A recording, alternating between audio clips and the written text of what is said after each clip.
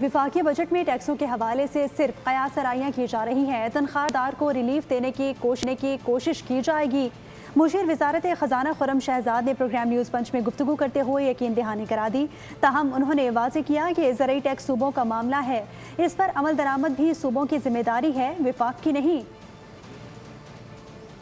चीज़ें जो भी आपको फ्लोट होती हुई नज़र आ रही हैं, कोई एक नंबर कह रहे हैं, कोई दूसरे नंबर कह रहे हैं, कोई टैक्स के नंबर्स कह रहे हैं, एक्सपेंडिचर्स के कह रहे हैं, बहुत सारी चीज़ें। इन सब चीज़ों को आप इस वक्त जो है वो स्पेकुलेशन समझें, कयास आराइयाँ समझें।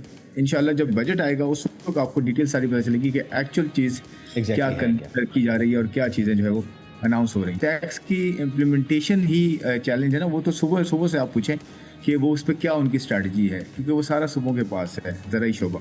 और उसमें आप ये भी देखें कि उसकी लेजिस्लेशन जो कानूनी तौर पे उसकी कार्रवाई थी वो पिछले साल ही हो गई थी।